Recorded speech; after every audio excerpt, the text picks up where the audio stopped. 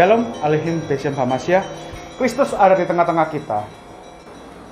Baik, pertama-tama saya ingin menyampaikan kepada Bapak Ibu semua yang terkasih di dalam nama Tuhan Yesus Kristus.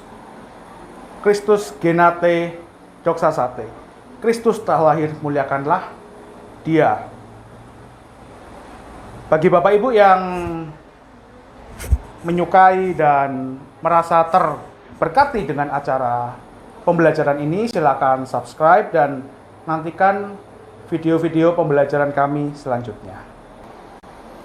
Baik, melanjutkan daripada pembelajaran kita tentang teologi apofatik atau metafisika ortodoks, kita harus mengingat kembali bahwa metafisika atau apofatika ortodoks ini bukan untuk dimaksudkan mencari seperti yang ada di dalam metodologi di dunia barat yang seringkali kita dengar dengan nama 5W1H.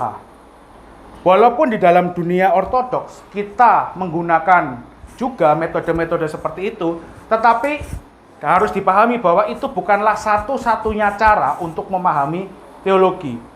Misalkan juga di dalam dunia seminari, kita melihat seringkali ada pembelajaran tentang leksikal, gramatikal, historikal, kemudian secara gramatikal dan sebagainya. Itu baik dan itu diperlukan supaya kita dapat mengenal secara lebih luas tentang apa dan bagaimana iman Kristen itu dan kitab suci. Tetapi bukan satu-satunya iman kita didasarkan pada metode-metode itu.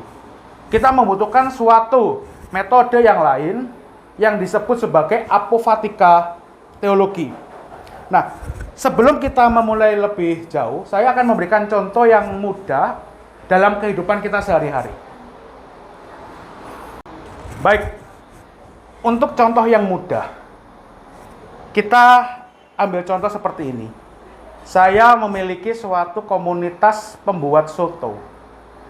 Di situ saya memiliki banyak murid dan saya mengajarkan kepada mereka tentang bagaimana membuat soto yang enak. Di situ ada dari murid-murid saya yang akhirnya menuliskan daripada resep soto yang saya ajarkan kepada mereka. Nah, kemudian tulisan ini yang sudah dibuat oleh murid saya itu dicetak, kemudian dijual di toko buku. Nah, orang dapat saja untuk mencoba resep itu. Wah, saya menemukan di tulisan buku resep itu, resepnya soto ini. Oke, orang bisa membuat itu? Bisa. Sesuai resepnya? Iya, bisa. Tetapi harus diingat bahwa ketika kita mempelajari masak soto, dengan kita melihat resep buku, dan kita langsung ke dalam tempat di mana soto itu diajarkan, atau dalam maksud ini adalah komunitas di mana saya mengajarkan murid-murid saya membuat soto, itu pasti ada yang namanya taste yang berbeda. Dan itu yang hendak kita maksudkan dalam apofatika teologi di berikut ini. Kemudian dari soto ini, ketika kita mencoba membuat dari resep buku soto ini, dan kalau kita belajar dengan komunitas yang mengeluarkan buku resep soto ini, kita akan menemukan suatu taste yang berbeda. Kita akan tahu sedetail apa yang terjadi ketika kita hendak membuat soto. Kalau kita menyaksikan dari gurunya tersebut yang membuat soto dan kemudian apa yang dia bikin itu dimasukkan ke dalam buku resep ini, kita akan tahu tetek bengeknya, detailnya apa yang terjadi. Yang mungkin saja tidak dituliskan di dalam soto ini. Misalkan dipanaskan dalam air mendidih. Nah, air mendidih ini kan kita bisa coba kita gali. Air mendidih ini dalam konteks apa? Airnya di kompor, kompornya kompor gas atau kompor areng. Nah, mungkin tidak ditulis di situ. Tetapi ketika kita melihat langsung, kita tahu detailnya bagaimana membuat soto itu.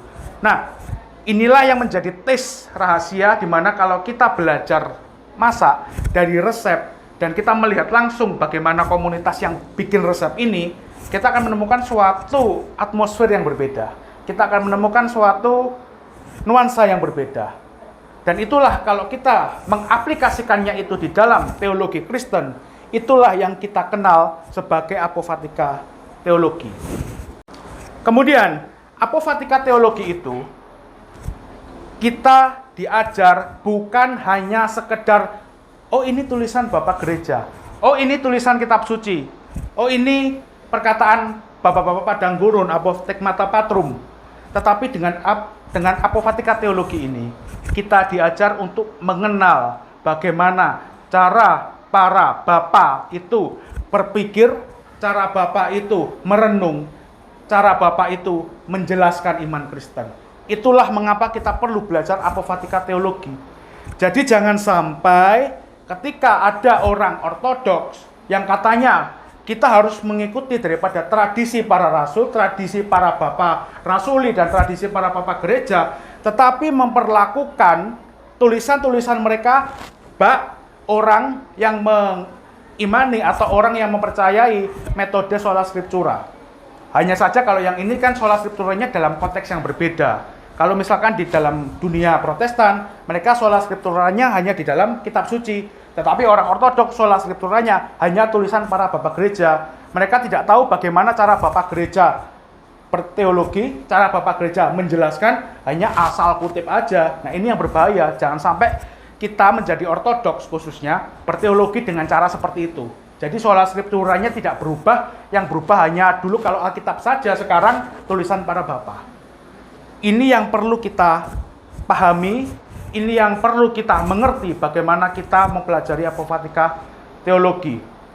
Dan untuk kali ini pembahasan kami hanya sampai di sini.